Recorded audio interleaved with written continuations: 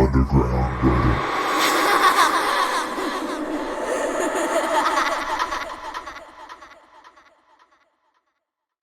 I was about 11 when this happened.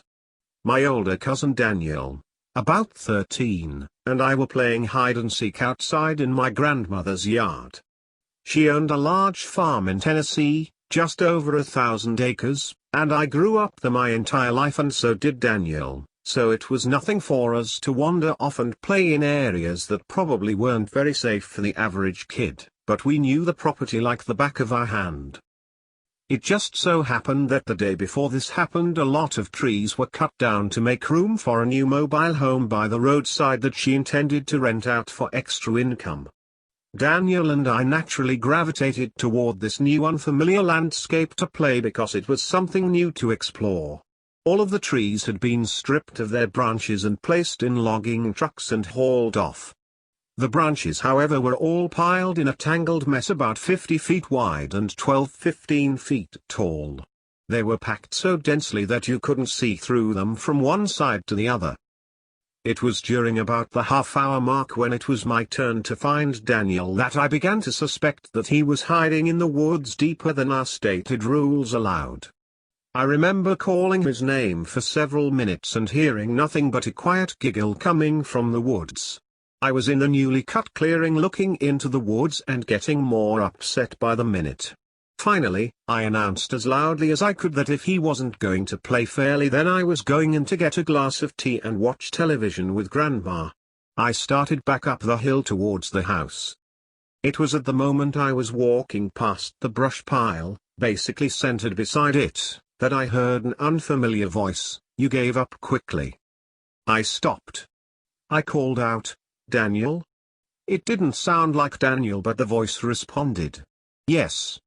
I am Daniel. I am inside of the limbs." I looked at the brush pile and didn't see anyone. Again I heard the odd voice call out, "If you do not see me, then you have not found me, and I will have won the game." I stepped closer and yelled out to the voice, "Why are you talking so funny?" The voice replied, "I am inside of all of the limbs. Look inside and you will see me. Daniel." Something felt really strange about the way this guy was talking, but 11-year-old me just rationalized it, thinking, maybe his voice sounds different behind the shrubbery and he sounds like he's talking funny because his voice sounds different. I stepped up to the edge of the brush pile and pulled the branches apart to look inside, and there was Daniel. His head was turned toward the top of the hill, but his body was facing me. I yelled out, "I caught you." His head shifted toward me and he had the single most disgusting smile I've ever seen to this very day. Imagine if someone has the absolute worst of intentions and they're trying to hide behind a fake innocent smile to gain your trust, but they couldn't help their glee with the thought that they may have fooled you. That's the best way I can describe the smile. I was so shocked by this wicked facial expression on my cousin's face that I froze in place. The hairs on my neck and arms all raised and I could suddenly feel my blood running through my body like the temperature had dropped inside my veins. I stammered through my words, "How? How did you get in there?" He responded, "I fell into the inside of the limbs, cousin. I will need you to give me help or I will continue to be trapped." I didn't notice this time how oddly he phrased his sentences, and it only occurred to me afterward that his lips were not moving when he spoke. He never changed his face from the twisted, unnerving smile. I didn't immediately notice any of these things, because I was too distracted by the large stick that was plunged deeply into the side of his neck.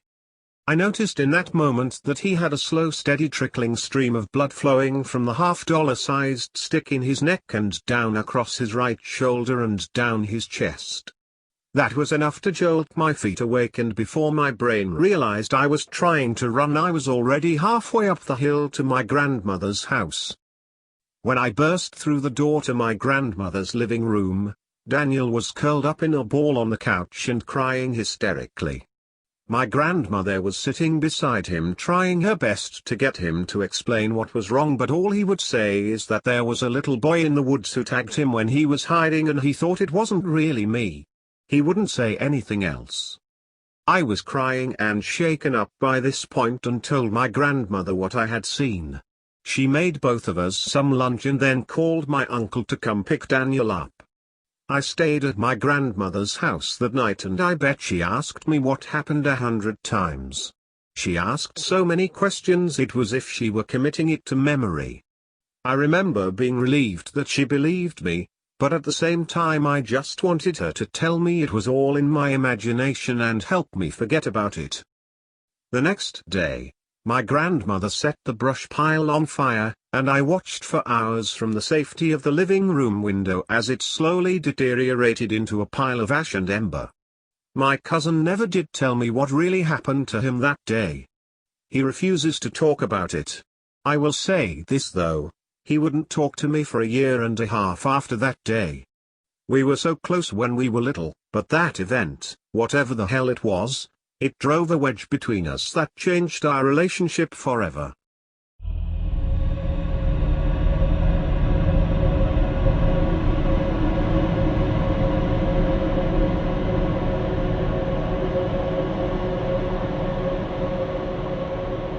First off, a little backstory on my dad. The man has so much character and color to him.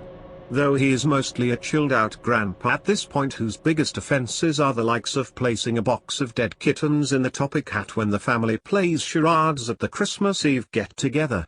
When I was a kid he was a crazy person. He was an amazing father, honest to a fault, and had character made of stone. He apologized when he felt he was wrong, and he would sit and cry with you when things were eating away at your self-esteem. However, as much as I owe him my morality and compassion towards others, I also owe him my extremely demented and nothing is sacred sense of humor. The man got more joy from life in tormenting his children than anything else. We lived on my grandmother's farm in rural Tennessee, and when the power would go out, which happened a lot in our area, he would dare me to run to the mailbox and then lock me outside, at 10 o'clock at night, when I'm about 10 years old, and he would laugh so hard I could hear him over my screams while I banged on the door from the outside, pleading to be let back in. He was the type of dad to wake you up in the morning by revving a chainsaw, change the clocks in the house to make you get ready for school at 2 a.m., and stand on the front porch in his tighty whities while you were getting on the bus in the morning and yell "I love you.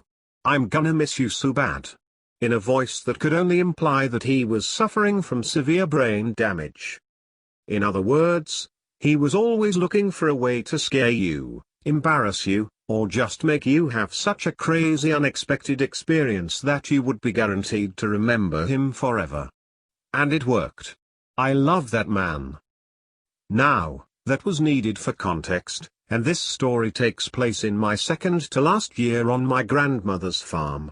I was 17 and had been working a job in my small town stocking beer coolers and mopping floors at the local gas station. I was driving home from work in my little truck, at about 10 p.m., and as I pulled into the driveway my headlights shone up the hill to my grandmother's house and panned down the hill to the edge of our single-wide mobile home. I stopped immediately. All four tires in the driveway, pointing straight to end of that straight stretch of gravel. I could see my dad. His old flatbed truck and my stepmother's minivan were parked pointing to the left, at the base of our trailer. He was standing behind them, with his back to my headlights. Our chocolate lab, Cassie, sat at his feet, staring intently at him, paying no attention to the vehicle entering her territory, which was highly unlike her. I only stopped because it was so late, and so unusual for my dad to be outside at this time. It was in the middle of the week. He was usually passed out in his recliner wearing nothing but his underwear with the History Channel quietly rambling on about the Civil War by this time. I slowly proceeded down the drive. Our driveway was about half a football field in length, and as I drove slowly toward the bottom of the drive, my dad began to walk, still with his back turned to me, and step behind the vehicles, the height of my stepmom's van fully concealing him. It took another 15 seconds from that point for me to reach the end of the drive, and I pulled my truck in on the side of his flatbed, leaving me closest to the road. I grabbed my big gulp and got out of the truck. "Dad?" No response. "Dad?" Still nothing.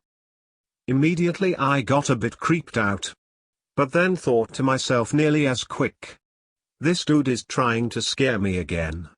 He must think I didn't see him. I got down on my knee and peered under the vehicles. His left boot. Unmistakable. Cassie's back legs and butt right beside him, tail tucked between her legs. I hollered out. "You're doing a crappy job of hiding, Dad. I can see your boot sticking out from behind the tire on the van." I watched as his left boot slowly slid to the right until it was concealed behind the tire with the other. Still no response. I called for the dog. "Cassie." She turned and literally scurried beneath the vehicles to get to me as if she was under heavy gunfire. She was whimpering when she got to me and acting very strange, as if she was terrified. She was acting how I would imagine a dog would act if they were constantly beat on, and I had never seen her behave that way before. When she got to me and I placed my hand on her, you could almost hear her breathe a sigh of relief. She was sticking to my legs like glue, and as I was still down on one knee and a bit off balance, she nearly knocked me over. I pet on her for a moment and tried to comfort her, but she seemed like she was afraid of something. With her tail still tucked between her legs, she pushed herself in between my legs as I stood up. It was after seeing how timid and odd Cassie was acting that I decided that I may be misreading the situation and I might need to get into the house. My dad was surely a prankster, but when he was caught, he was caught. He never drug things out once we caught on. He would come out and say something like, "I guess you kids ain't as gullible as you used to be. I'm gonna have to start stepping it up a notch." Dad didn't drink much, and never got drunk really, but I couldn't think of what the root of this odd behavior could possibly be, and it really started to weird me out. I made one last attempt at communication. "Dad. I know you're there. I saw you when I pulled in the driveway. The jig is up. What are you doing out here?" No response. I started around the front of my truck to round the vehicles and walk over to him. Cassie began to panic and whimper loudly, still glued to the inside of my ankles, crouched to the gravel with her head darting back and forth wildly. I stopped in front of my truck. I stand there for another moment in silence, waiting for something, but not sure what, and then announce, "Welp, I'm heading in. See you in a bit, weirdo." I turned to walk to the front porch, unconsciously building speed as I hit the first step. Cassie drops back, and doesn't follow me onto the porch but seems to sort of stand guard at the foot of the steps. Keys in hand, I'm already searching for the deadbolt key. Panic is building in my chest, but I'm not sure why. I hurriedly unlock the door and jump into the house, swing around and slam the door behind me, locking the deadbolt all in one fluid motion. From behind me I hear a voice yell, "What the hell?" I spin around. My big gulp drops to the floor and explodes across the living room floor. There sits my dad. In his underwear. Sitting up from a deep sleep in his recliner.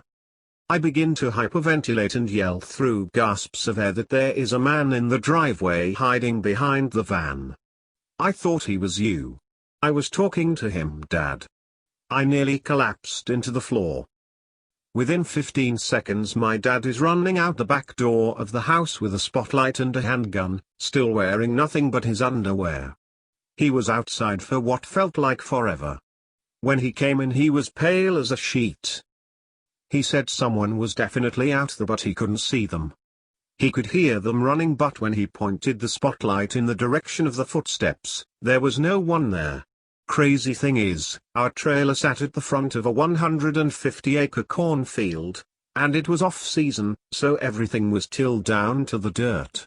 There was nowhere for anyone to hide. It was a terrifying experience, and I know it's one that seems easy to explain. My brain really wants to tell me that I had just foiled a car thief or something, or maybe even stopped a possible home invasion. The thing is though, my dad has an unmistakable posture, and an even more unmistakable walk. I know those were his boots I saw under the van. I also know that if he had somehow set all this up, I would have heard about it for years, because it would have been one of his favorite stories to tell, how he scared me so bad when I was 17, and how funny it would have been. He does tell people about this from time to time, but he always ends with the same detail. That it wasn't until he was outside running around in his underwear with a handgun that I realized that Cassie had been sleeping in the floor next to his recliner when I ran in the door.